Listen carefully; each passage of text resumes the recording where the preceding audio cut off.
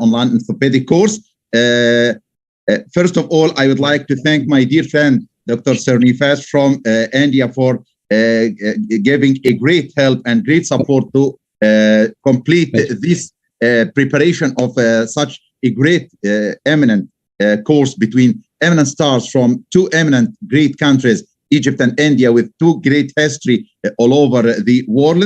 It's an honor for us tonight to have two guest speakers from India, Professor Rajesh Malhotra from India, one of the eminent stars of arthroplasty in India, and from Egypt, Professor Mahmoud Mabrouk from Azhar University, also one of the eminent stars of arthroplasty surgery in Egypt. We will start with our dear professor, Professor Rajesh, and Dr. Srinivas will introduce Dr. Srinivas, please, sir. Thank you very much, Professor El-ashhab. I would like to thank the Egyptian Orthopaedic Association as well. It is my pleasure to introduce our esteemed speaker for today's talk. He will need no introduction in the Indian orthopedic among Indian orthopedic surgeons. Professor Rajesh Malhotra is a renowned and accomplished expert in the field of arthroplasty in India and abroad.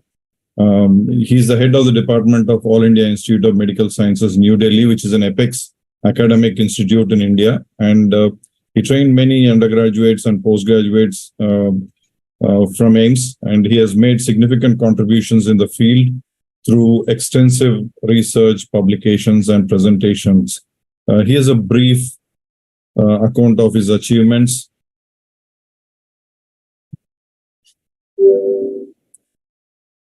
So he did his graduation and post-graduation from AIIMS and has been consultant since 1992 and currently heads the department and associated Apex Trauma Center at the AIIMS.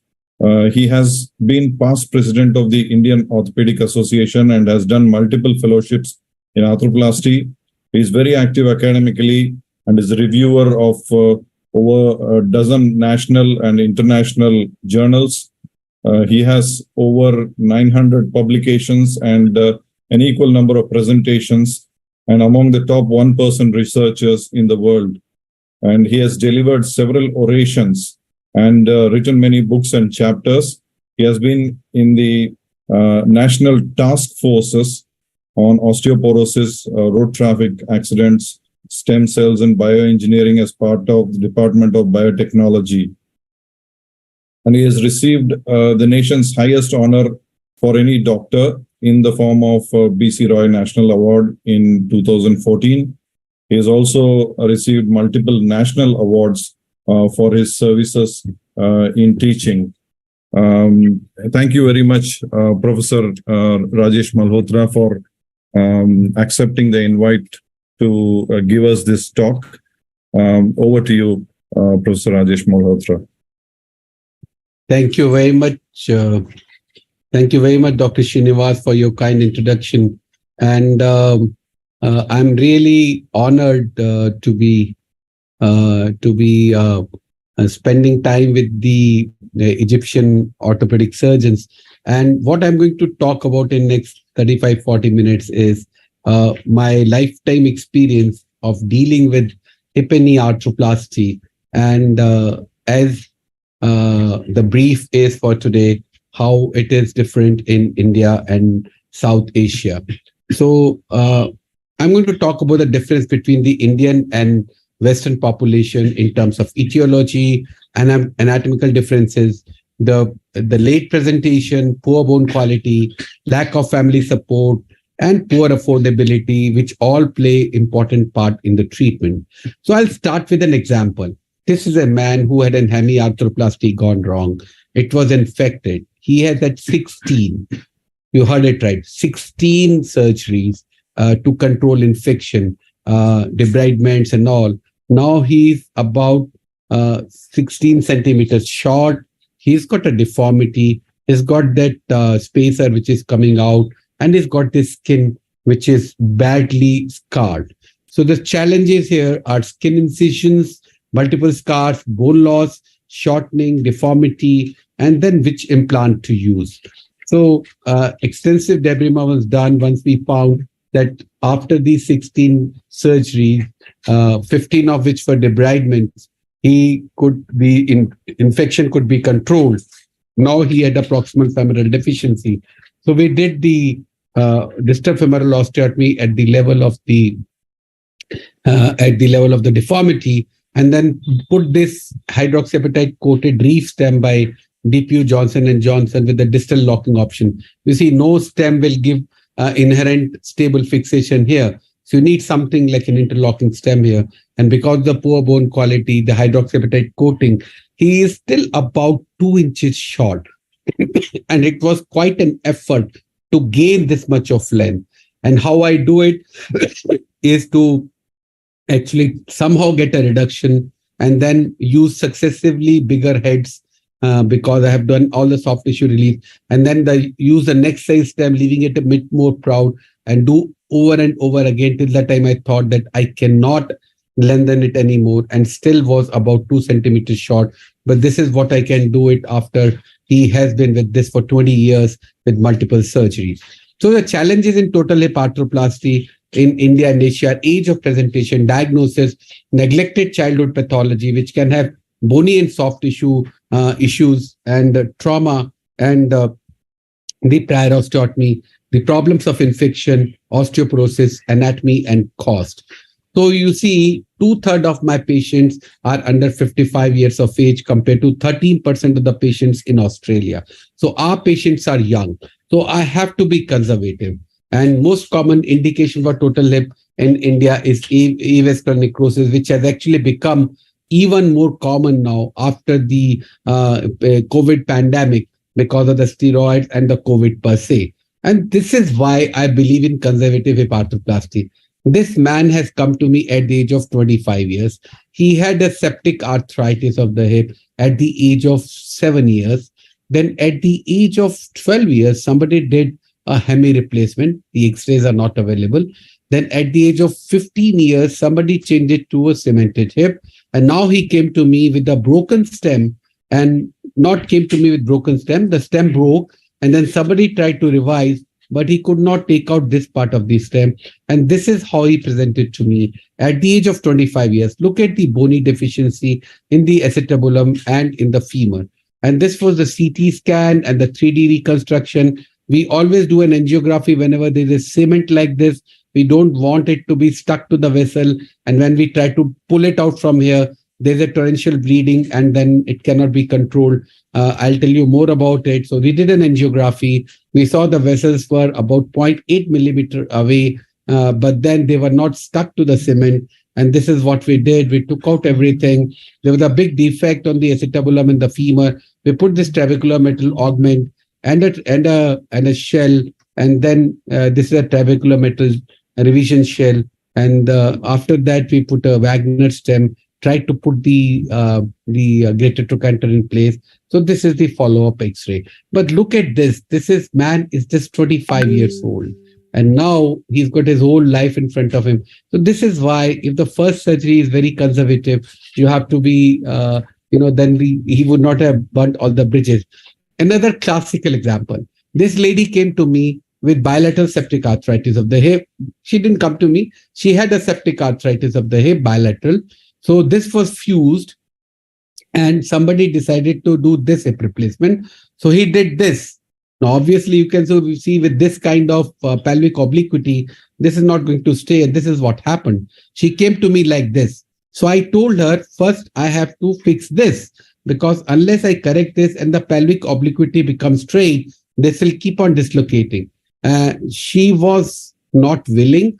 Finally, she agreed because there was no pain here. She didn't want a surgery here. And I went in and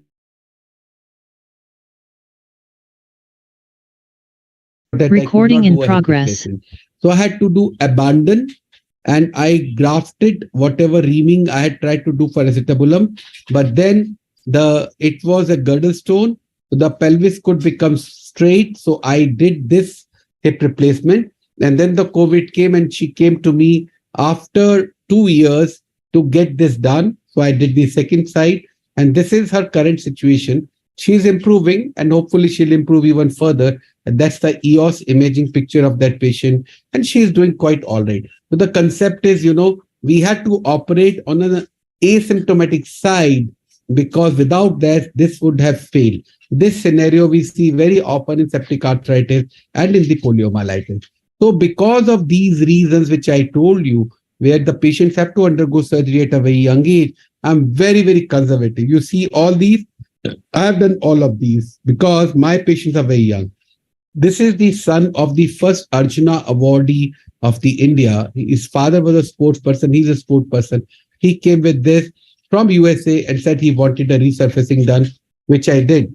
And then I want to tell you that I never told him to do this. This is what he is doing after one side replacement. And that's because this is a big problem in the hip arthroplasty for young patients, because they want to do everything. And that's why one has to be very, very conservative, because they have to be hard on hard bearing and they have to last long. And I told him he's in Japan right now. And he sent me this video that this is what he's doing.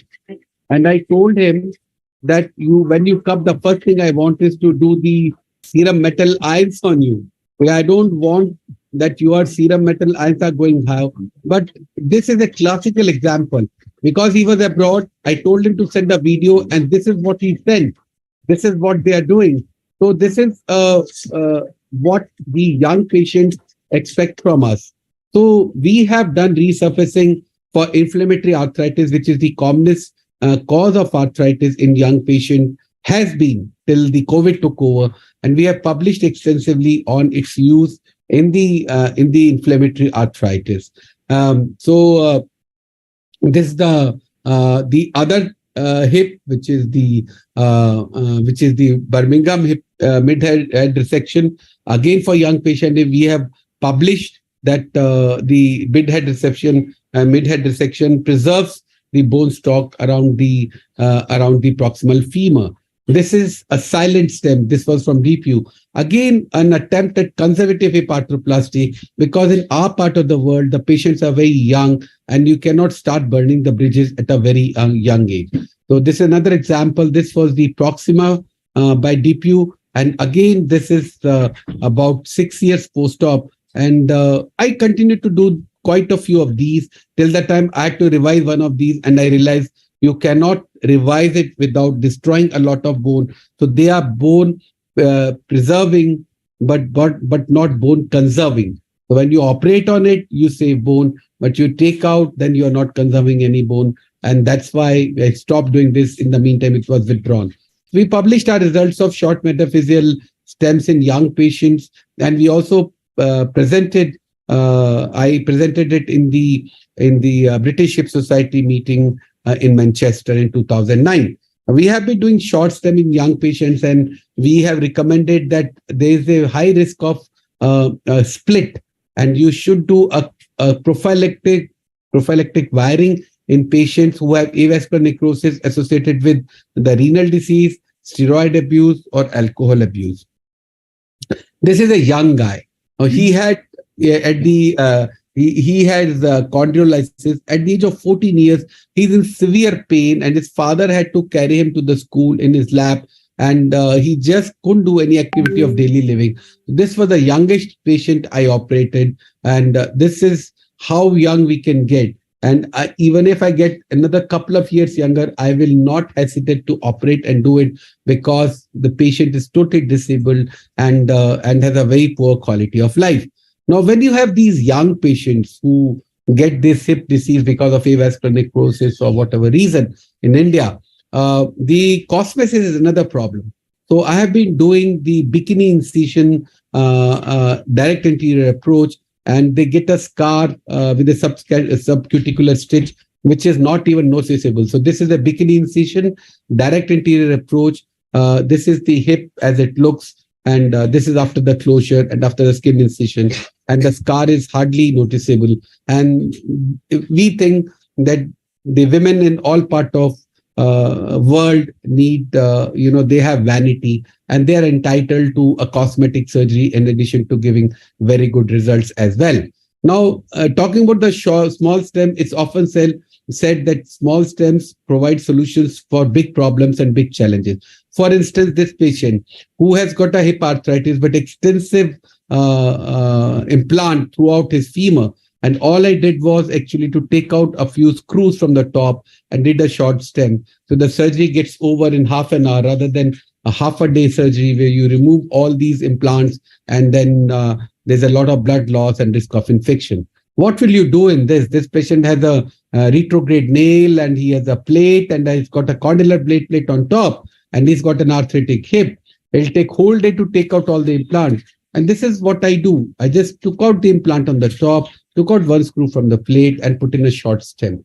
So for young patients and also for complex situations, the short stem comes to your rescue. The other thing which comes to the rescue is a modular stem, like an SROM stem from DPU.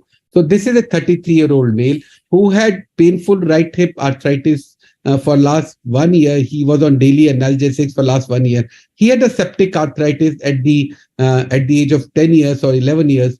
That was nearly 20 years back. He has flexion deformity of the hip. It was drained. There was an incision there. He has a stiff hip and a flexion deformity. Now, if I go from the posterior approach, I'll violate all the tissues on the backside and cause scarring, which will be very difficult for the next surgeon who has to go in to revise. So what I did was I did a direct anterior approach.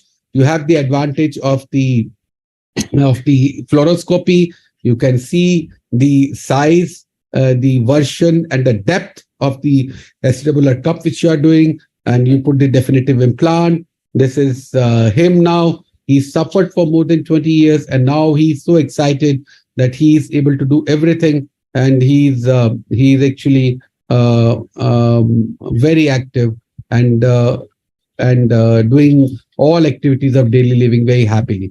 The point here is that you have to keep the patient's age and the activity level in mind when you give them treatment, and also have to keep the next revision in mind, conserve as much bone as possible. And because of this direct anterior approach, we could also do the daycare hip replacement, because this was long time back, mainly prompted by the COVID pandemic. And again, because it's very painless and you don't cut any muscles, it is remarkable how fast these patients recover. So I was talking about the modular stem. So this is an 18-year-old female who had a childhood infection. She's got a hip almost like a high-riding crow-foot kind of dysplastic hip, although the etiology here is infection.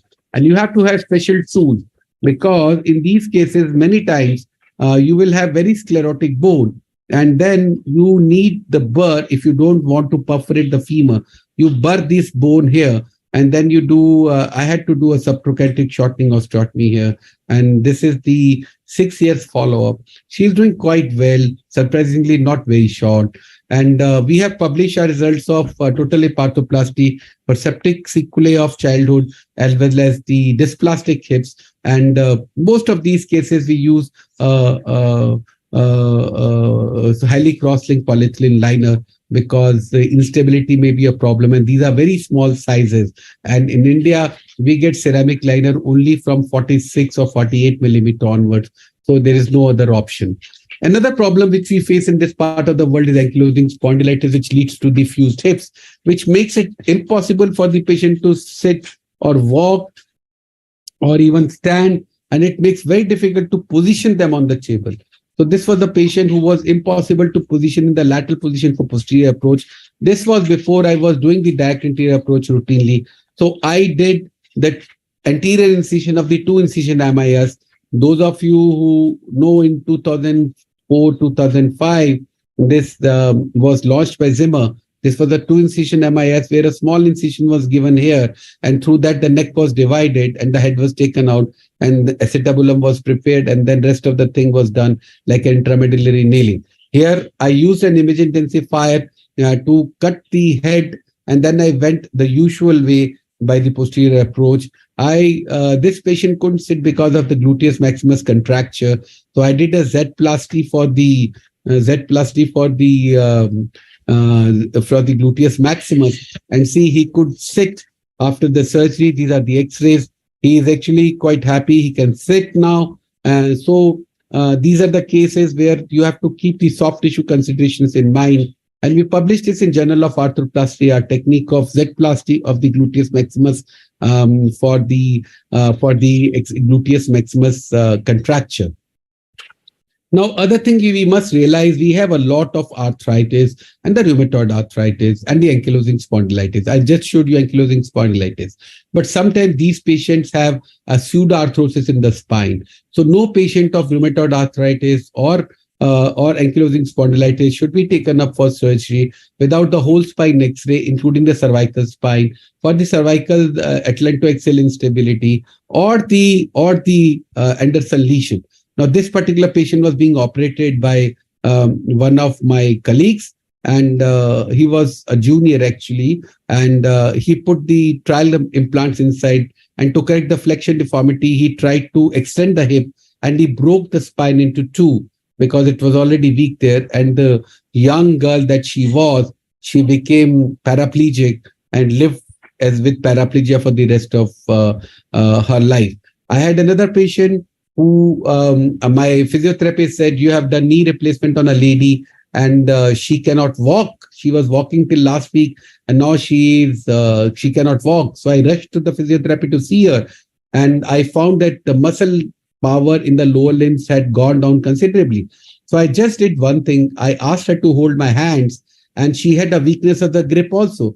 And we got the cervical spine X-ray done. So she had atlantoaxial subluxation, and then that was fixed and she recovered completely.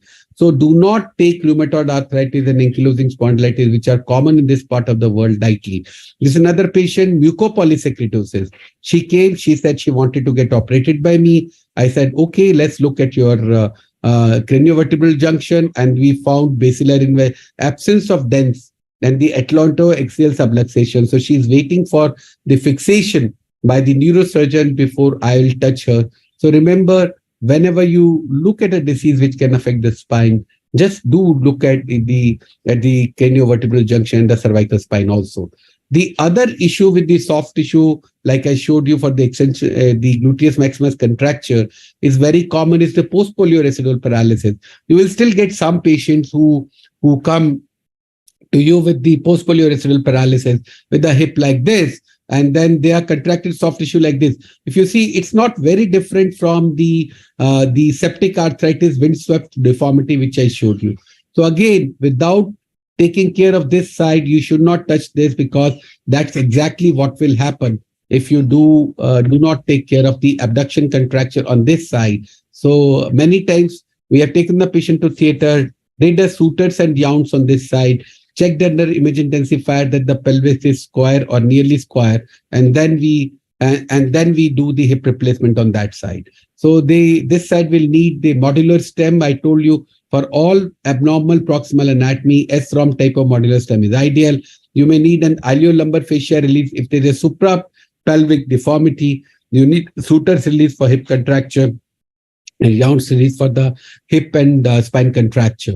So this was released, but it will take a little bit of time to come back to squaring. So we give the shoe raise, under correction of shoe raise for residual limb length discrepancy, so that gradually it becomes corrected. And we publish in the bone joint journal our algorithm, which essentially talks about whether there is a pelvic obliquity or not, whether there is a suprapelvic contracture or not. And then if there is no suprapelvic contracture, then infrapelvic pathologies are addressed and soft tissue releases are done before the hip is replaced. This is published in BJO, Bone Joint Journal, open access. You can see it anytime.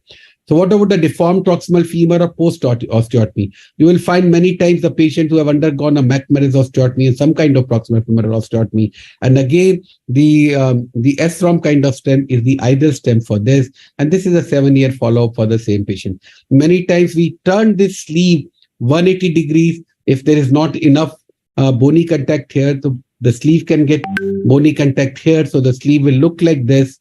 And then you can put the same stem like this. This was a Wainwright plate or a spline, as we call it. And I did this, and I made the mistake of not checking the X-ray in the theater. So I was going for a conference. My team rang me up frantically and said, this stem is out. So then I took her up for surgery, came back, took her up for surgery, made sure that because many times the sclerotic bone will actually misguide the stem out of the femur, use the burr, put it in, and above all, check it under the image in the theater. And she is now almost 9 years solidly united, doing quite well. Another example of proximal femoral deformity after a fracture, and you can see that these can be handled very well with the modular stems. So I have written books on primary hip, primary knee, revision hip, revision knee, but many of these tips you will find in my book.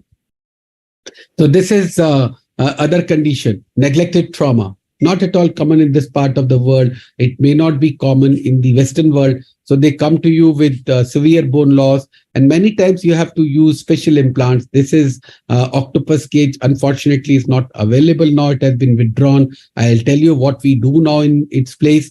This is what we do. We use the cup cage construct, but then the original cup cage by Zimmer is not available in India. The trabecular metal revision shell is available.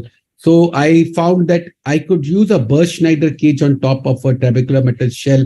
And if the Burr-Schneider cage is 16 millimeters smaller, so you use a 60 millimeter shell and use a 44 millimeter Burr-Schneider cage, it will really fit very well and sit inside. And then you can cement a liner or a duo mobility at that. And we have published our results with this. So we have also published our recommendations for total hip arthroplasty in acetabular fractures because it's so common. Infection is another thing which is very common anywhere in the world, but we particularly have infections like tuberculosis. So when you have an acetabulum like this, which is sclerotic, bald, it will not give any bonding with cement. So you need a cementless shell, but then you need a cementless shell with very high coefficient of friction. So what you use is a porous metal cup, like I did here, with some bone grafting in the floor. This is a Regenerix cup, and it does quite well. Another example where it is almost like a dysplastic hip and subluxated, had ATT 9 years back, is a post-tubercular sequelae. And in this kind of situation, you have to use an SROM type of modular stem for this. So we have published our recommendations are total hip arthroplasty in tubercular arthritis of the hip, the surgical challenges and choice of implant, but we routinely start them on ATT, even if it is Hale tuberculosis. 2 weeks before surgery, we start them on ATT, and we continue it for 3 months. Another example of a neglected case, bipolar done 20 years back, no check X-ray taken after the previous surgery. She came with severe pain and shortening, and she has such a bad bone quality that I thought I'll do a grafting here, allografting here, and a porous metal cup, and I'll use a Wagner stem here. But the bone quality was so poor. You can see the Wagner stem here.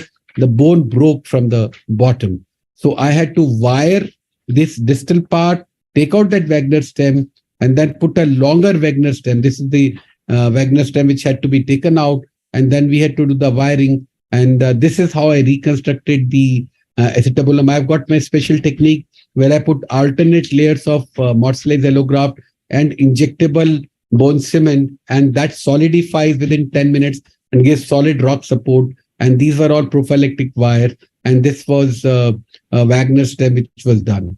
This is another example. This lady has a son who's a doctor and another son who's a lawyer.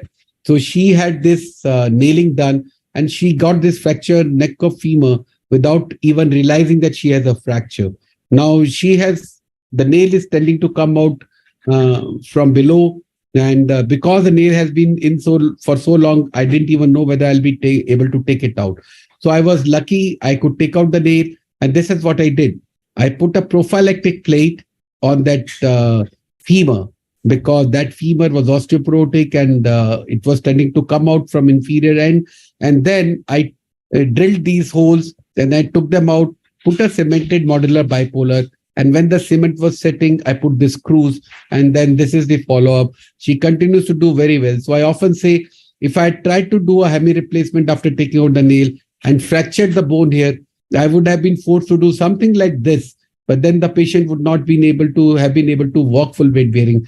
Doing it prophylactically prevented that, and she could start walking immediately. And we have published this in the Journal of Osteoporosis and Physical Activity. Sometimes the osteoporosis in our countries is so severe that even by turning in the bed, the patients can fracture and have this kind of acetabular fracture. And we do a primary, because of the age, primary Burr Schneider cage, and then you can make them stand and walk the same day. We have also published on the use of octopus cage. It's a hydroxyapatite coated cage as a primary total hip replacement in acetabular fracture in elderly, because they cannot tolerate multiple surgeries in case the osteosynthesis goes wrong. And we know that the osteosynthesis failure rates are very high in elderly patients, and the reoperation rates within 1 year are about 28%. We have looked at the anatomy of the proximal femur and have also designed some special hip replacement implants with the Indian Institute of Technology, Delhi, and we have published that also. We have done a CT study to see whether the head neck offset is responsible for the low incidence of primary osteoarthritis in Indian patients, but we could find no relation. So this is another example. This lady had a juvenile inflammatory arthritis. So the surgeon could not negotiate the smallest possible implant into the femur. It was so narrow. So he caused fractures on both sides. So he was lucky he got away on the right side, the fracture united. But on the left side, it did not unite, and she came to me like this. Now, the ideal treatment for this would be a revision with the longer stem. But when the standard primary stem is not available with that dimension, where from I am going to get the revision stem? So this is what I did. I used strut allografts along with the locking plate with the locking attachment plates, and then put some bone graft substitute at the side. And she continues to do very well at 3 years, solidly united and walking. We have to keep the cost in mind. This is a 52-year-old lady who had tubercular arthritis, and she had a total hip cementless, but she pulled out everything after 3 weeks, and now there was a big defect. So I used trabecular metal augment with a normal cemented cup, so that the cost was kept contained, and she continues to do well at the 8 years after surgery. Ankylosing spondylitis, fused hips with fracture, infected on this side. Somebody operated, caused infection. This is fractured. There's no way it is going to unite. You try to fix it. There'll be so many stresses here because of the fused hip that the osteosynthesis will just break off. So I did I call it emergency arthroplasty. So did an arthroplasty with an S-ROM stem, and later on revised this infected hip also in 2 stages, and she does very well. And we published this. We have operated these kind of giant cell tumors with the allograft prosthesis composites, and we have published our results with the JBJS British. And then, of course, because of the bone bank which I have, we do often do the allograft prosthesis composite instead of the femoral replacement or mega prosthesis. In the last thing about hip replacement, the hip spine deformity, ankylosing spondylitis is another culprit for that. This one needed the deformity of spinal correction. So my spine surgeon wanted to correct it first. So the total correction required was 90 degrees, and it did multiple different types of osteotomies to correct it. And then we went ahead and did the hip replacement. So this is, again, something which is very important. We have written on the hip-spine relationship because that we know can cause hip joint instability. We have this EOS machine, which can actually do the X-rays in standing and sitting position, AP and lateral, and can give all measurements and can help in a great way for planning for the spinal deformities. Now, talking about the challenges in the total knee arthroplasty is anthropometry and age, diagnosis, deformity. They are often post-traumatic, and the infection. So we continue to be different from others. We squat, we sit cross-legged, we pray, we need high flexion. We have high incidence of rheumatoid arthritis, osteopenia, and osteoporosis. And very often the patients come late, compliance is poor, higher age and higher physiological age also. And we know that the in vivo normal knee kinematics is also influenced by ethnicity. Our patients are smaller and different, and their anthropometric measures are different from the Western population. Very often there may be a mismatch between the femur and the tibia. So you may be at a loss particularly if you're doing a PS knee. The only PS knee I have used in my life, which can give you excellent compatibility, was Vanguard, where you could practically put any femur with any tibia. Otherwise, when you use any kind of PS knee, you can only use a certain 1 up, 1 down, or 2 up, 2 down, which can sometimes lead you with a problem. So there are several unmet needs during PKR. Many times you will get this big bony defect here. You open and you find this, and then you don't know what to do. The components, the smallest component may be too big for the patient. There may be an overhang. We know that our dimensions for the knee replacement are decided by anterior-posterior dimension, but then very often that leads to medial lateral overhang. Now companies are coming out with a narrow option, but not every company has it. So if you have an overhang, it is a problem because that can create problem. If you use an undersized component, you can notch and then cause fracture. So underhang is a problem and the overhang is a problem. So fit and function is a big problem. So femoral overhang is very common, almost in 68% females and 40% males. It can cause twice the high risk of pain in the knee. If the femur has more than 3 millimeter overhang, there's a 90% increased risk of having clinically important knee pain. And then suboptimal implant fit negatively impacts the knee balance and overall function. So we published this in JBJS Open Access as a part of the Asia Knee Research Team in how additional mediolateral implant options are necessary across ethnicities. The other problem is if you have to lateralize the tibia to bypass a defect, you may often hit the cortex. Can hit the cortex here, or anteriorly, and can even cause a fracture. You need a femoral stem in primary TKR sometimes, particularly if there's a very big defect in the femur or very severe deformity.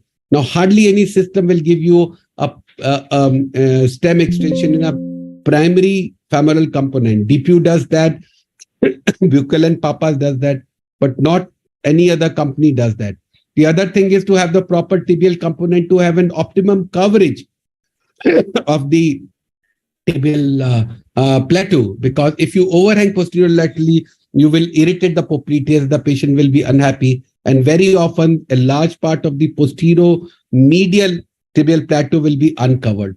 So tibial rotation is a problem, and if you try to give a good coverage and get your rotation wrong, the patients will be unhappy or there will be unstable patellofemoral joint.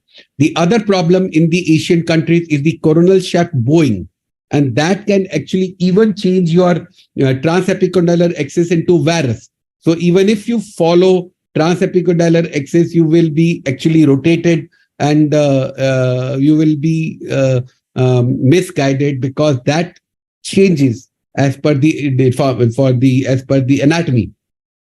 So in this particular paper, it said that you can actually improve the tibial component placement during knee replacement with tibial bowing, and they said that you should in severe cases you should put the extramedullary jig not where it is but a little laterally. So that is how you do it. That means you actually accept a little bit of varus rather than causing a very valgus tibial cut and then doing extensive release on the medial side. So other preferences that, if your patient has severe bowing, you can actually slightly undercorrect, never leave your tibia in varus, but leave your femur in a little bit of varus, and then overall varus can be acceptable. So this is again, if you leave your tibia in varus, you can actually have a progressive collapse and the failure of the knee. And this has been shown that these knees don't survive for very long. So if you have a neutral mechanical alignment or residual mild varus, it is fine. It doesn't matter as long as your tibia is not in varus. So remember that you can be in 3-degree varus. Some people say even 6-degree varus, but nobody should leave more than 6 degrees of varus in the tibia because that compromises the survival of the knee arthroplasty. So for the age, we divide patients into 3 groups. Group 1 is less than 60 years of age, 2 is 60 to 70, 3 is more than 70. So when we have very young or very old patient, we look for AMOA And if it is anteromedial osteoarthritis, it means the ACL is intact, lateral compartment is intact, and only the anteromedial osteoarthritis is there, which is suitable for partial. We do a partial knee replacement. If the varus is not correctable, usually they are not suitable for partial knee replacement, then we do a total knee replacement. And we use something like a gold knee or an oxenium knee, a Veritas knee, in order to reduce the wear. So we got this grant from a national funding institute about 15 years back, where we showed that, so much of bowing in India causes a medial compartment osteoarthritis where everything else is normal. So it may be a good alternative to total knee replacement in this patient. So that also allows you to sit cross-legged and squat. So that was the time when 2008, I started popularizing the unicondylar knee replacement. And I think the Asian populations are particularly suitable for that. We have published on early results of the Oxford mobile bearing with a minimum 2-year follow-up. Average follow-up was actually 4.5 years in 2018. We have also gave our own recommendation for deciding the sizes of the implant, which is not in line with what the company recommends, because those are the British sizes.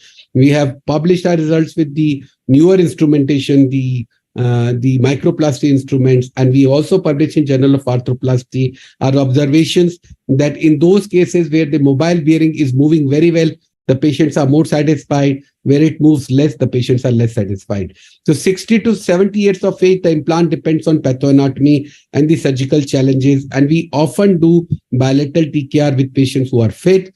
But group 3, which is over 70 years of age, we do only navigated TKR. And then we avoid PS designs because the bone is, strongest bone in the distal femur is in the supracondylar notch, and the PS removes that. So in poor quality bone, that can cause fracture. And we don't do bilateral TKR in patients over 70 years of age. So India is an incredible hub of comorbidities. So we have patients who have these. So we are very, very careful. So we published this publication in Journal of Bone and Joint Surgery American, where we showed that the embolic load is less when you use navigation. So in patients with comorbidity, as an extrapolation, we do only navigated. Rheumatoid arthritis is still about 1/4 of the cases in India, which has totally disappeared from the Western world. And that presents special challenges because the poor bone qualities, young age, muscle wasting, intraoperative fractures, and infection. And they have severe deformities, small bones. So we have shown good to excellent results in rheumatoid arthritis patients in knee replacement without patellar resurfacing, because very often the patella is so thin and osteoporotic that you can't do the replacement. But it's important to take away all the cartilage, because that cartilage leads to pannus formation. We have also published our results of rheumatoid arthritis with medial stabilized, which we think is the future, because medial pivot knee is going to be the ideal knee. The world is gradually catching up. We have been working on it for last close to 10 years. We have made several publications, and we feel that the medial pivot knee kinematically is the best knee. I'll not dwell much on it into how to deal with varus deformity, valgus deformity, flexion deformity, and hyperextension deformity. All of you do that. I'll just show you some example of the kind of cases. It's not uncommon to have very severe deformities in this part of the world, but you should be very careful about hyperextension deformity, because particularly when associated with Charcot joint, it may demand rotating hinge. Now, this is a patient with rheumatoid arthritis. This we did at a time when the long leg X-rays were not done routinely, and to our horror, post-operatively we found that this had happened. So this was actually uniting. The patient has no complaint, but in the meantime, 3 months later, because of poor bone quality, the patient presented with bilateral femur fracture. And then when we looked at the X-rays retrospectively, there were some impending fractures which we had missed, and then we had to put nails on both sides. Then eventually she came for surgery on the other side also, is walking now and is very happy. So one should suspect stress fracture in cases of severe varus and valgus deformity and plan implant accordingly. So always get the whole length scanogram. This was an interesting case We did a hip bilateral total hip arthroplasty, and when we were hammering, we possibly caused the bilateral femoral neck stress fractures, and which had to be treated with arthroplasty. So we have an algorithm that younger than 60, we want to do the Oxford or a fixed bearing, mobile bearing arthroplasty. 60 to 70, we deal with it according to the bone quality. I hardly ever do the posterior stabilized design because I think it weakens the bone very considerably. The CR design with a option for dished insert and short tibial stem extension is my go-to. And if there are severe surgical challenges, you may have to go for a more constrained implant. If it's an old patient with comorbidities, we use navigation. This is an interesting case. We have done a few cases of gout. These are all tophi. And this is the intraoperatively, you can see there was big tophi. And I did the zirconium nitride coated cobalt chromium. Another interesting example, post-traumatic osteoarthritis knee. We get several such examples. And using a handheld navigation, we did not remove any implant. We just removed a few screws from here and a compression screw. And we could do a very good knee replacement. And we published our results, how to do a knee replacement and the outcomes following the knee replacement cases which have hardware around the knee. Another thing I want to tell you before I close is the sonication. We have routinely been doing sonication of the extracted implants. This is the sonicator, and our yield of infection organisms is much higher, and we are able to diagnose many more cases than with routine culture. And we have been able to diagnose several unusual organisms, and we have also been able to in the EFORT Congress talk about the antibiotic stewardship. This is another concept original which we published 2016 in the APOA meeting in Melbourne. In cases of infection, we remove the previous implants, autoclave them, and loosely cement them and use a new polyethylene insert, and that reduces the cost, works like a articulating spacer, cuts down the cost, and many times they are so happy that they don't even come back for the definitive revision. Another thing which we have done is to diagnose metal allergy. We have seen in the Ki67 expression in the CD8 plus T cells. We have this facility, so we have been able to diagnose metal allergy and treat it. So I often say, if an infection is not infection, it's metal allergy. So if you see somebody who fails very quickly after the primary surgery and you suspect infection but cannot prove infection, consider that it could be a metal allergy. And then you have to use the Smith-Nephew kind of very last oxynium implant or a gold kind of implant, which are non-allergenic. So we have need for enhanced flexion for sports, for recreational activities. So we know that 26% patients are don't feel normal even after successful knee replacement. And that's where we have found that a medial pivot or a medial stabilized knee, as is called by some company, gives very high satisfaction and very good results.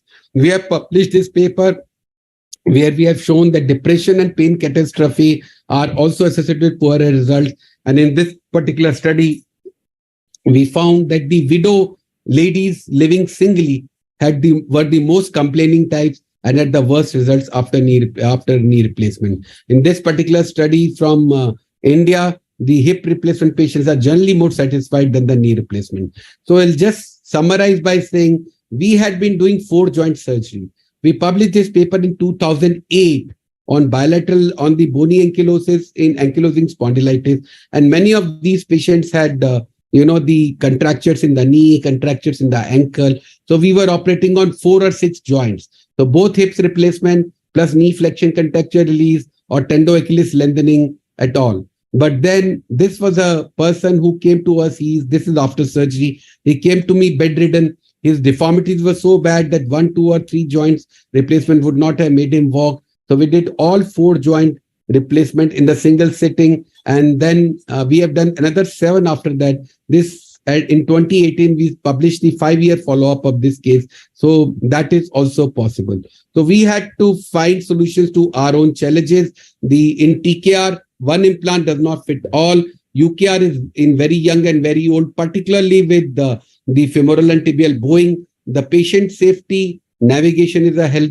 Post-traumatic does not require complete implant removal, and patient satisfaction and expectation should be met. And you should also know the psychology of your patient, because you may otherwise land with the patient who can be a potential litigant.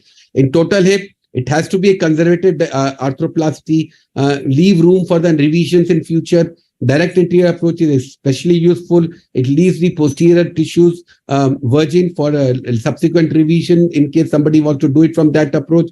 Modern implants are available for younger patients. Emergency arthroplasty is required. You need algorithms for soft tissue release, and you need innovation to reduce cost. I thank you all for your attention.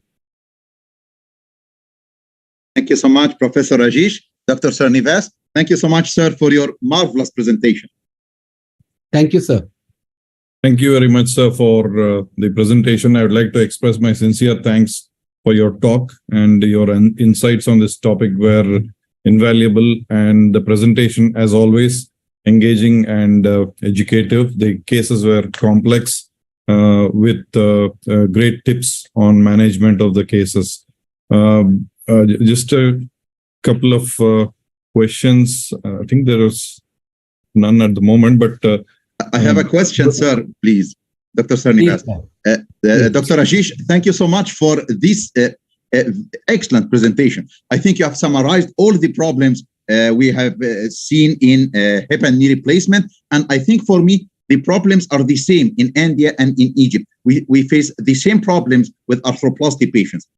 Can I have some questions to you, sir, please?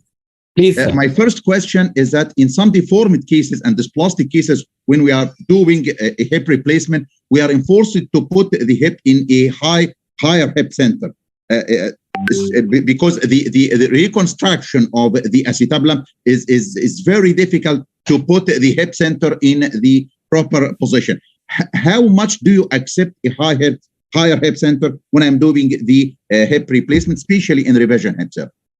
So that's a great point. And, this is being talked a lot because it's sometimes very difficult to put the hip in real hip center. And you have to do a femoral shortening if you're putting it in the real, in the original hip center. If you put it at a higher hip center, you may not have to do shortening and there's better bone. Ideally, it is said that you can accept 5 millimeter higher hip center, but I would say even up to 1 centimeter is fine. If your lower end of the cup is above the teardrop, that's when you start getting into trouble. So that is what one clue I can give you, that the lower margin of your acetabular cup should not be proximal to the proximal extent of the teardrop.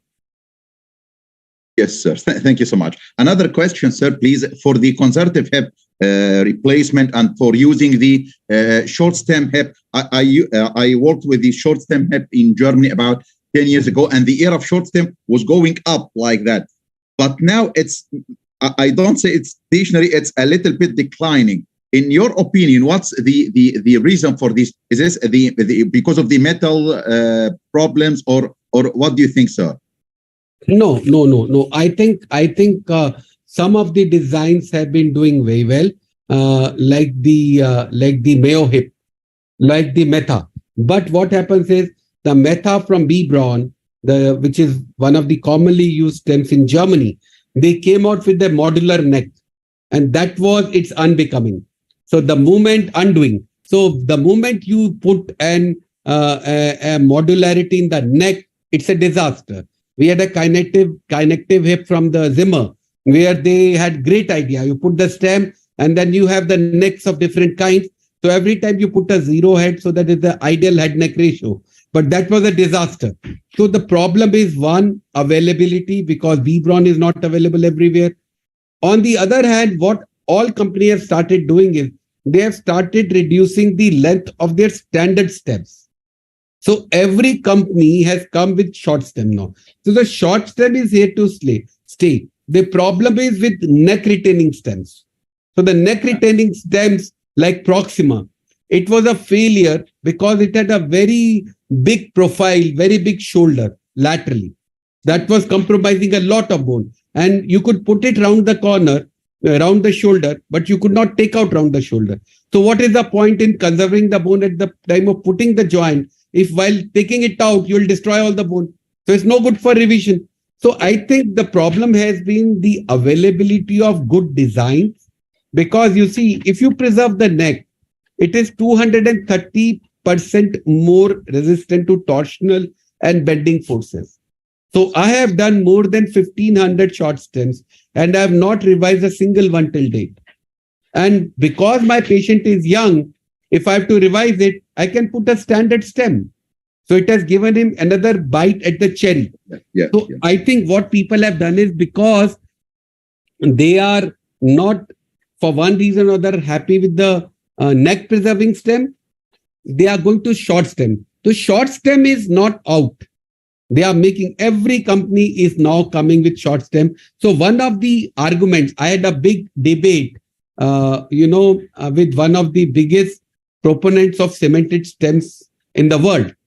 And I told him, I put cementless in a young patient because I can put a short stem. So he argued, but later on he showed that the Exeter is coming out with a short cemented stem. So short stem is something nobody will be able to avoid, because we have seen, I've already shown you a 25-year-old who is already now compromised for 190 millimeter. 19 centimeter is gone. So whatever, after 10 or 12 years, he'll go to 29 centimeters or 28 centimeters. So he will go for total femoral replacement by the time he's 60 or 65. So that is the reason for using. So I still do a resurfacing I showed you. That was done about a year back. And that's because the patient wanted it. He understood everything. He understood the problem of metal on metal and see the things he's doing. And, if his metal ions are fine, I have no problem in letting him do whatever he wants to do. On the other hand, if I put ceramic on ceramic, if he jumps like this, I'm worried that he may fracture. So I cannot allow him high impact exercises. So I think you have to fit the implant to the patient, not patient to the implant. So you have to see what your patient needs, what are his demands, what are his requirements, but generally use the shortest possible implant which will work for him. Yeah, I see you, sir, that you are trying to preserve bone as much as possible. One of your cases, sir, I think the first case, you are trying to preserve the bone, although it was an eggshell bone. Yes. For me, I may do a proximal femoral replacement, I think. That's right, sir. But then the proximal femoral replacements also have to take anchorage in the same osteoporotic bone. And after a few years, you will find that it is becoming loose. Yes. And then it will be total femoral replacement. Yes. So that is what, we are forced to. I have a bone bank. So very often, in the most severe osteoporosis, I put in a stem and then I put the cortical struts all around and wire them. Yes. So that way it does not fracture. Do you use Navigator, sir, routinely in your complicated cases? Yes, sir. Yes. Thank you so much, sir. Thank you so much. Thank you. Thank you, sir. Dr. Srinivas? What is your approach for severely osteoporotic patients for the hips and the knees, sir? And what DVT prophylaxis do you use? So generally for very osteoporotic hips, I use a cemented stem. But then there are certain designs which do very well even with a cementless. For example, there are studies on taper lock. The taper lock stem by Zimmer has been shown to perform very well in the osteoporotic bones. But then I would generally not hesitate in using a cemented stem. As far as the femur is concerned, I will avoid doing any PS knee because a box takes out the strongest bone from the distal femur. Secondly, many designs have a box and a peg. Now, if you have a rheumatoid which has got a flexion deformity of 40 degrees, you use an oversized femoral component to stuff the flexion space, and then you take out a big notch, and then you have two pegs going into that osteoporotic bone in the lady who has not walked for many years. You will have a condyle fracture. So we try as much as possible to go for CR knee, and I use only those CR knees which have an option for the deep dish or the ultra congruent option. So I used to be a big fan of the Zimmer knee, but the Zimmer next gen never had a CS or the ultra congruent insert. So when I shifted to CR because of the box and the peg design, I was not comfortable, so I changed the company. Now that the persona has come, I can again go back, remove the PCL, and put a ultra congruent or a dished insert. So that will be my choice in osteoporotic bone in knee. I'll use a stem on the tibial side. I'll cement it. I'll use a CR knee on the femoral side. Try to preserve as much bone as possible. I'll be treating the osteoporosis by whether it is denosumab or zoldronic acid, and give calcium and vitamin D. And sometimes in severely osteoporotic bone, I'll be very careful. I'll put them on gradual weight bearing, particularly if the patient has not walked for a long time, because I have seen and treated patients who have been operated and then they started walking and had fracture, supracondylar fracture of the femur, because their bones were so weak that they hadn't walked for a long time. So you have to keep those in mind. And my DVT prophylaxis is largely fast-track surgery, early mobilization on the day of surgery, DVT, the TED stockings, and the DVT pump and the aspirin. But in very high-risk cases or cases with a past history of DVT, I'll not hesitate to use low molecular weight heparin. And if a lot of Indian patients, as you have in your presentation shown, that they prefer to go into the squatting position, what is your advice on for such patients in the knees? I do a lot of because I tell you there are comparable studies head to head where say that the risk of death, risk of ICU admission, risk of major complication is much less. So if I have anybody above 70, particularly with any comorbidities, if a UKR can be done, I will do a UKR. And with UKR, they can easily squat, right? But even with the normal knee, if they have good range of motion, they can squat. So here is what I tell them. They said, what are the precautions? I said, you should not use an Indian type of toilet and you should not sit on floor. Now, not that you can't do it, but if you can squat like an Indian toilet, but you can't squat for 20 minutes or 15 minutes. And if you do that, the wear and tear on your joint is much more. So you are better advised not to try these things in the interest of your knee joint. But if you have to perforce sometime, you can do that, but it's not advisable. Thank you very much, sir. Thank you. Thank you so much, Professor Rajesh Malhotra from India, for this very, very interesting presentation. It was an honor for us, sir. Thank you so much, sir. It's a pleasure and an honor for me, sir. Thank you so much. Thank you so much, sir. Now we will move to the next speaker. Our next speaker will be Professor Mahmoud Mabrouk from Egypt. Professor Mahmoud is one of the eminent stars of arthroplasty in Azhar University and in Egypt. Professor Mahmoud will speak about the adult dysplastic hip. Professor Mahmoud.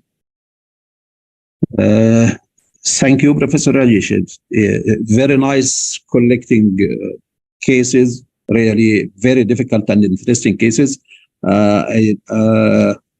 Still, we have time, or I think because 1 hour passed now. No, we have time, sir. We have time because you have a lot of time, sir. Huh? We have a lot of time. Okay. What I have done, I understood from you that it is something to some degree teaching lectures or something like that. My talk may be very smoothly or smooth or easier than that most of complicated cases Dr. Jaresh has shown us. So total hip replacement for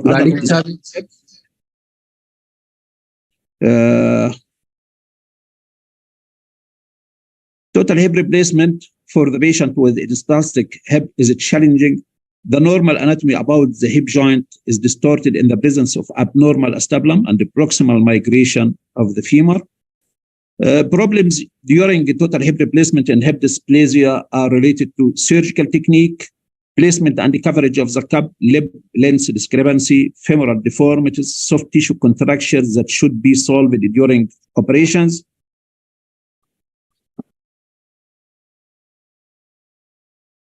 Normal development of the hip requires normal growth of both acetabulum and femur.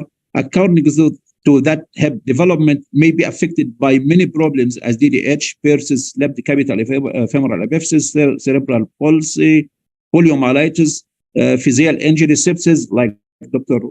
Have shown us. Dysplastic acetabulum becomes shallow, oval opening, usually is deficient anteriorly, laterally, and superiorly. The medially is okay. The anteromedial aspect of the acetabular wall may be very thin. The affected side of the pelvis is smaller, and the acetabular wall is thin, soft, and grossly anteverted. The dysplastic anatomy of the proximal aspect of the femur also include a small head with a short valgus neck with marked anteversion. Posterior displacement of the greater trochanter, narrow tapered femoral canal, tight isthmus, and anteroposterior diameter is wider than the mediolateral one. And this illustration showing the distorted anatomy of the proximal aspect of the femur with short distorted head and short neck valgus, and also severe anteversion. This model clearly shows the posterior position of the greater trochanter and the crooked proximal aspect of the femur. Diagram showing a second hip capsule with proximal migration of the femurs. Also, all these problems and for dealing with the dysplastic hip, soft tissue are abnormal, particularly relatively horizontal orientation of the abductor muscles, but also all muscles around the hip, the hamstrings, the adductors, the quadriceps muscles are short. The sciatic nerve, femoral nerve, and the profunda femoris artery are shortened and may be vulnerable to injury. For most patients, pain in the hip is the primary symptoms. And although a major limb leg length discrepancy, severe limb pain in the back or symptoms in the knee commonly can be present. Patients with developmental dysplasia of the hip often have fatigue in the hip early in the adult life, may have a marked limb leg length discrepancy, and usually have an abductor lurch. Many have no symptoms until middle age when they have pain in the back, secondary to exaggerated compensatory lumbar lordosis. Patients with bilateral hip dysplasia have a positive Trendelenburg test bilaterally and walk waddling gait. Symptoms are and functional aims of the patients should be carefully assessed. Many patients with bilateral dislocations maintain satisfactory function into later life with a severe limb, but with little pain because no arthritic changes occur in these cases. To deal with this problem, we have classification. We have most common classifications. The classification of Crow is widely accepted. The method to categorize these degrees. Other classification systems also are used, including that of Hartog-Fields. The amount of subluxation could be determined easily from the anteroposterior view of the pelvis by noting just 3 easily identifiable landmarks: the height of the pelvis, the head-neck junction in the dysplastic hip, and the inferior margin of each teardrop, as this show. This is the height of the pelvis from the highest point of the iliac crest to the inferior margin of the ischial tuberosity, and the line from the head-neck junction on the right side, the head-neck junction up to the enter teardrop line, and the pelvic vertical height. This can give us landmarks about the proximal displacement. If we divided the head-neck junction over the pelvic vertical height, it gives us a ratio. If less than 10%, it is grade 1, 10 to 15, grade 2, 15 to 20, grade 3, and greater than 20 is grade 4. If we consider the subluxation, Grade 1 is less than 50% subluxation or contact with the true acetabulum. Grade 2, 50 to 75. Grade 3, 50, 75 to 100. And grade 4 is greater than 100% subluxation or complete dislocations. And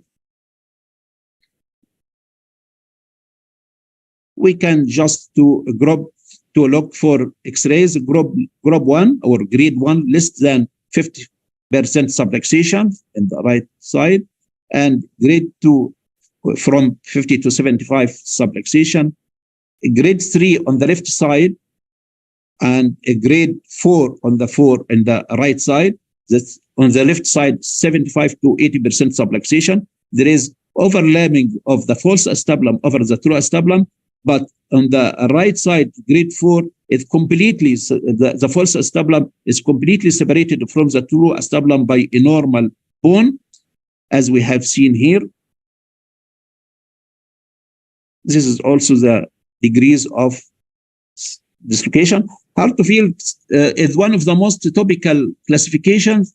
Type 1, it is subluxation. It equals type 2 and the 2 and the first classification, in which the femoral head is still within the true acetabulum. Type 2, low dislocation, in which is the femoral head is in a false acetabulum, but the inferior lip of this false acetabulum is in contact or overlaps the true acetabulum. Type 3, high dislocation, in which is a false acetabulum has no contact at all with the true acetabulum. As we have seen here, grade A subluxation. Type 2 is false, is still type 2, low dislocation. The false acetabulum is in contact or overlapping the true acetabulum, and the true dislocation or high dislocation, the grade type, grade 3. Group 3 hips, low dislocation, and group 4, high dislocation, present the surgery with certain technical problems that must be addressed during the planning, during implantation of total hip replacement. These problems are related to limb-leg discrepancy, placement and the coverage of the cup, the need for small femoral acetabular components, and the surgical technique. For radiographic evaluation, sharp angle, if sharp angle greater than 45 degrees seen in patient with hip dysplasia. Sharp angles, as we have seen, it is an angle between the horizontal of teardrop and the line drawn from the teardrop to the lateral edge of the acetabulum. If it is more than 45 degrees, it is dysplastic hips, of course, in adults. And also the acetabular depth ratio, values of this ratio inferior to 250 is seen in hip dysplasia, and this ratio can be calculated as the depth over the width, the depth D in this photo, the depth over the width multiplied by 1000. If it is ratio less than 250, it is hip dysplasia. Also, in these lines, we can see the femoral head coverage inferior to 75% or femoral head extrusion greater than 25% are seen in patients with hip dysplasia. CT scan should be done in many cases in adult hip to look for the deficient or area of defect, acetabular defect. And the treatment plan, as a rule, patients who have class 2 or 3 dysplasia according to Crow classification tend to have degenerative changes and symptoms appear earlier than and to need replacement at a younger age than the patients who have class 1 or 4 dysplasia. Despite the markedly abnormal radiograph appearance in patients with bilateral class 4 disease, often these patients do not need operative intervention because they have little pain, usually because they have no arthritic changes, only limb length discrepancy. The treatment depends on the severity, extent of secondary osteoarthritic changes, age, functional goals of the patient, availability of bone stock. So non-operative treatment or support measures indicated as first line of treatment, and this may be for grade 1 and grade 4 in many cases. Operative Azhar osteotomy. The goal of osteotomy is to, on the pelvic or femoral side, is to re-establish normal hip biomechanics and preserve the longevity of the hip. And usually this can be done in the pediatric and childhood age. Arthroplasties maybe we have seen many cases in the 1980 and the 1990 in heavy worker laborers. We can do something like that, but now it is not done. If not, a candidate for osteotomy or total hip arthroplasty. It is contraindicated in morbid obesity, systemic arthritis, contralateral hip disease or ipsilateral knee problems, or lumbosacral spine diseases. Resection arthroplasty, I think we don't need it now. A hip resurfacing can be used for a crowd type 1 or 2 diseases, but total hip replacement is the rule for the treatment of these cases. Treatment of last resort for these with severe arthritis. Preferred treatment for older patients above than 50 years and those with advanced structural changes. In a patient with bilateral hip dysplasia, there are significant technical challenges that need to be addressed to ensure a successful hip arthroplasty. The planning of treatment will be acetabulum placement and coverage and femoral reconstruction. Regarding the acetabulum placement and coverage, according to Crow classification, type 1, mild dysplastic hips, less acetabular bony deformity and good bone quality, mostly reconstruct with a standard acetabular component, standard total hip replacement, placed in the acetabular region with safely medialized to the inner acetabular wall. Grade 4, this is grade 1. Grade 4, in most cases, the acetabulum can be reconstructed with an extra small acetabular component at the anatomic hip center without bone grafting, but should be with femoral shortening, osteotomy. Crowd type 3 and type 2 and 3 hips, acetabular deformities are the most difficult to be reconstructed, and their management is the most controversial subject. In some cases, sufficient lateral coverage of the socket can be obtained at or near the normal anatomic position by deepening the sockets with ream to the medial wall. When this is not feasible, there are other alternative methods for reconstruction can be used, either to use buttress bone graft or high hip center or cutuloplasty or metal acetabular augmentation. Bone grafting, the bone graft provides additional support for the cup and allows the use for standard sizes of the acetabular cup. Either the patient's own femoral head or an allograft can be used, but the outlook is better with the use of autogenous graft. The femoral head is used for the bone graft. The cartilage is reamed from the acetabulum off, but the subchondral bone is kept intact. The cancellous surface of the graft should not be exposed to host soft tissue because the surface is more easily resorbed than the subchondral bone. Decortication and the drilling of numerous holes in the outer surface of the ilium, like to be a good bed for the graft to promote healing of the graft to it. The best graft should consist of firm trabecular bone on the medial side and cortical bone laterally, and should be devoid of remnants of articular cartilage. The graft is placed at the superior edge of the acetabulum or just inside it, and is fixed with 2 or 3 cancellous screws, usually 4.5 millimeters in diameter. The screws are placed in an oblique or vertical directions. In this case, bone graft fixed with 3 screws superior-laterally. The failure of the bone graft may be related to the fact that the trabeculae of the allograft are not oriented in the direction of the forces going through them. And so the screws, the graft and the screws should be in the line oriented in the direction of the forces going through them. This is an example on the right side for cementless total hip replacement in dysplastic hip was fixed with 2 screws. On the left side, it is an example of the cutuloplasty. We will look at now. This is a male patients with bilateral dysplastic hip, cryo 2 on the left side, preoperative X-ray. On the right side, grade 3. And this is treated by this graft, cementless total hip with the graft, autogenous graft, and 6 months and the last follow-up with good function, also complete flexion, external rotation. Cutuloplasty, this procedure advances the acetabulum medially by the creation of controlled comminuted fracture. We induce a comminuted fracture in the floor or in the medial acetabulum, and a small cup is then inserted with or without cement.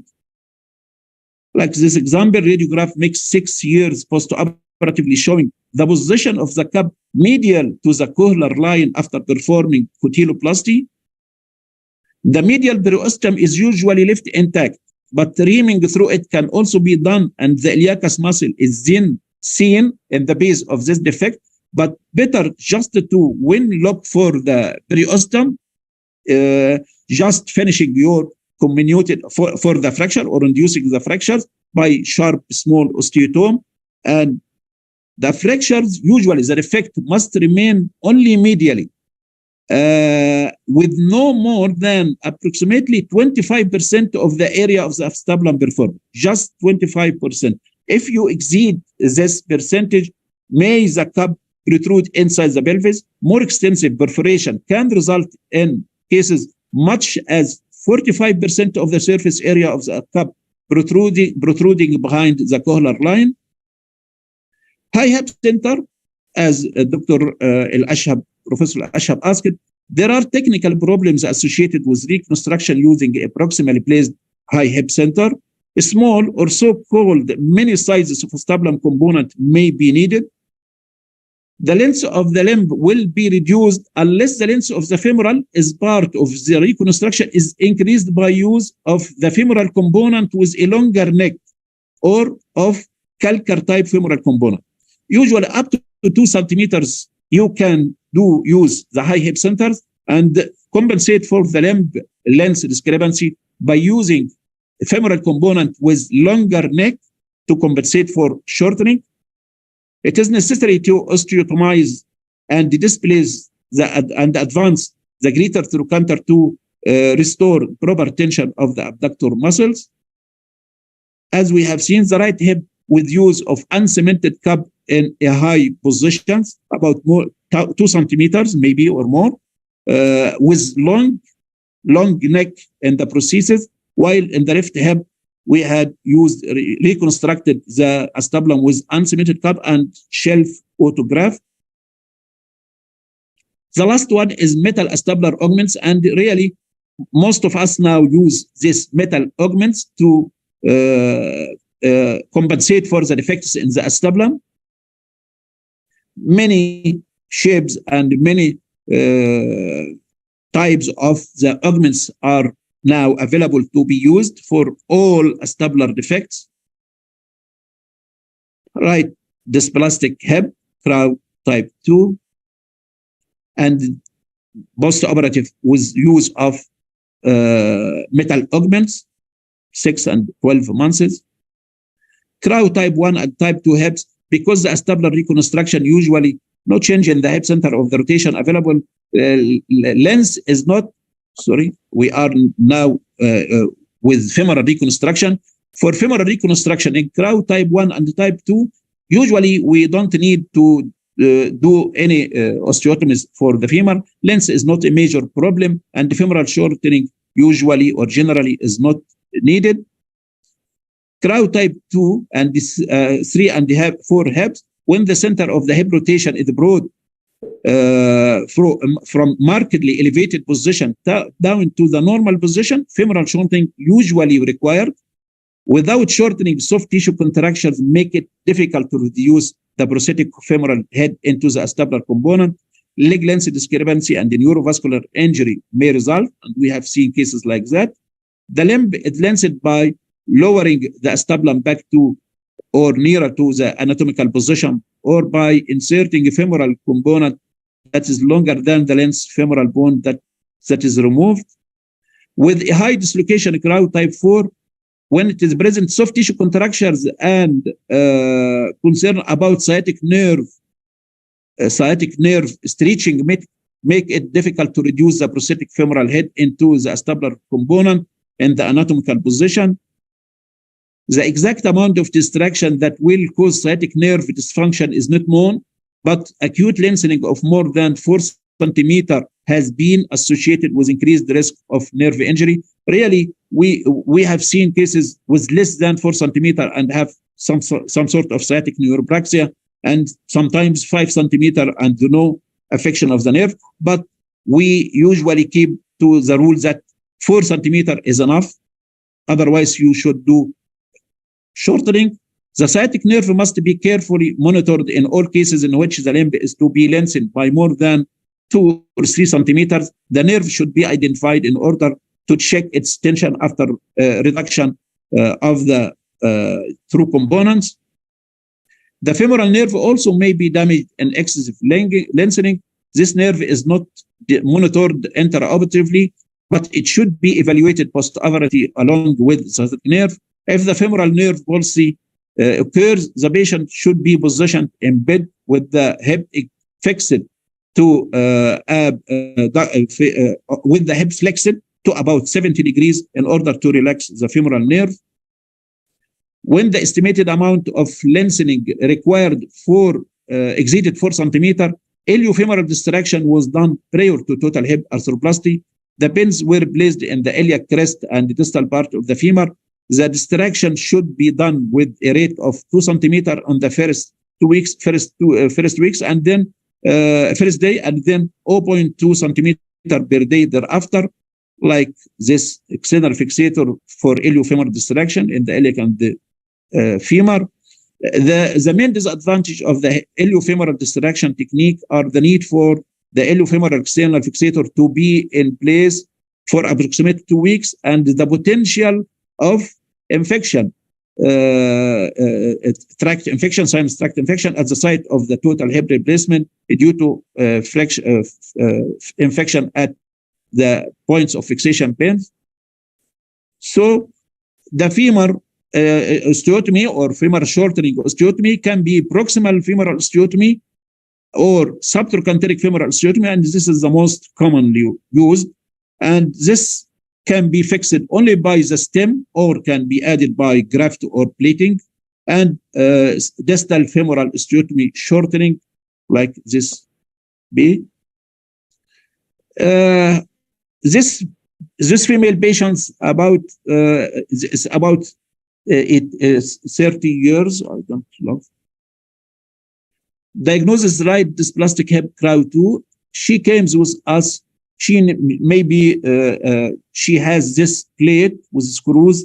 The plate is completely embedded inside the bone, and we think how to remove this implants to do our arthroplasty. And when I open, I just removed the screws and left the plate like strut, like bone strut inside the cortex, and we have done cementless total hip replacement. This is post-operative view, 6 and last X-rays, and post-operative functions also: complete flexions, kneeling, external rotations. This male patient, 45 years, diagnosed right dysplastic hip crowd type 2, preoperative X-ray and post-operative X-rays, 6 weeks, 6 months is last follow-up, with post-operative also condition. Thank you. Thank you so much, Professor Mahmoud Mabrouk, for this very interesting and educational presentation. Thank you so much, sir. I want to ask you a couple of questions, sir. Yes. My first question is regarding the cotiloplasty, which is, I think, a very interesting topic. how can I guarantee, sir, that when I'm doing this comminuted fracture in the medial acetabular wall, it will not exceed 1/4 or 25% of the medial acetabular wall? Usually, you need to just do by sharp, small osteotome, just do some cracking or fractures in this area only on the floor of the acetabulum. And you should consider, or you should look that you have only 25% or 30% of this area which you have already done the comminuted fracture. And you should stop when you look and see the periosteum. You should stop. Don't go behind this line, and leave this bone at itself as comminuted.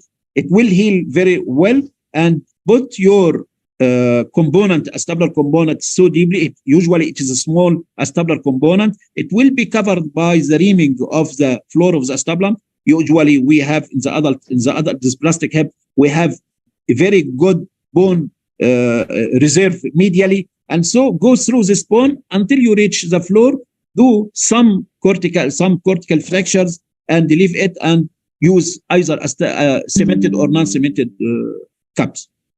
Do you put a graft, sir, with this comminuted fracture? No, you don't put a graft. No, you don't put a graft. Sir, I liked your case with this plastic hip, that you removed the screws from the plate and leave the plate and put your cementless hip with the plate just inside. That's what exactly Professor Ramesh has Professor Malhotra has said, that we shouldn't strive for removing the implant, because I may fracture the lateral cortex. And as you said, sir, the plate was embedded in the bone. So if I try to remove the plate, I can fracture the lateral cortex, or even the lateral cortex will be very weak. So we may do an intraoperative fracture, periprosthetic fracture. That's exactly the same as Professor Malhotra has done. Yes, yeah. If you like to remove this plate, really you do some sort of trochanteric osteotomy. Yes, you sir. will remove the area window, a big window from the lateral cortex, and you can't guarantee what do you do with the other grafting and the stem. But we tried just by using image intensifier, just to go on the head of the screws, just to look for the head and try to remove it and leave the plate inside the bone, the lateral wall of the femur. Yes, I'm saying this comment, sir, because some of the surgeons, arthroplasty surgeons, insist on removing the metal hardware, although, as you said, sir, it may act as a buttress for the lateral cortex. Yes, it will weaken. You will weaken the lateral cortex, and you can't guarantee if you go even with the stem. You need a long stem, and you can't go. You can't guarantee when you are doing reduction or when you are doing hammering, the femur will be explored. Yes, sir. We have a question from Dr. Yaqub for you, sir. The approach used by Dr. Mahmoud for DDH. Usually I use the lateral approach. Always I am using lateral approach. And so I am not feeling the sciatic nerve. Maybe the people who are using the posterior approach can feel the sciatic nerve. But usually I'm using the lateral approach. Yes, sir. Hardened, modified hardened. Do you use a special stem for the DDH, sir? The small stem can be, usually there is very narrow canal, especially the isthmus is very narrow in most of cases, and you don't, you can't go with a very big or large stems, and so the smallest stem we can use and can engage it with the bone. We use it, as we have seen in our cases. Most of them are small and thin stems, small stems. Yes, thank you, sir. Dr. Srinivas, we have any other questions to Professor Mahmoud? Do you want to ask anything, sir? There is muted, Dr. Servat. Dr. Please, Srinivas, you are muted, sir. You are muted, yes. I don't hear. Thank you very much, sir, for the presentation. Just wanted to ask one question. What is the maximum amount of length you have gained without sciatic nerve injury in these cases? I have lengthened about 5 centimeters for one, and just post-operatively, I asked my juniors, tell me about the neurovascular immediately. And he told me that he has some weakness in dorsiflexion of the ankle and some numbness of the leg. And I told him, put the patient on the sound side and flexes the hip, extends the knee or leg, leave the hip in the neutral position and flexes the hip. And we will give anti-edematous treatment and anti-inflammatory just for 1 or 2 days. But immediately, maybe 6 or 8 hours, he started to move his ankles and left the position for about 24 hours or 48 hours, and he returned again. Yes. Thank you so much, sir. I think we have reached the end of our presentation and our scientific day.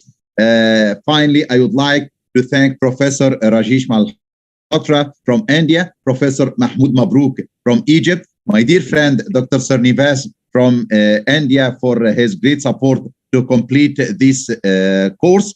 Thank you for our attendees. Thank you for OrthoTV for streaming live our presentation. Thank you for the Egyptian Orthopaedic Association for streaming live our presentation on the site of the Egyptian Orthopaedic Association. Many thanks to EVA Company for sponsoring this course. And finally, we will meet on next Friday, inshallah, with 2 presentations on infection of infection of the hip and knee arthroplasty, the infected arthroplasty. One of our dear colleagues from India and one of our dear colleagues from Egypt. And we will see you in next Friday. Thank you so much. Thank you. Thank you, sir. Thank you, sir. Thank you, Doctor.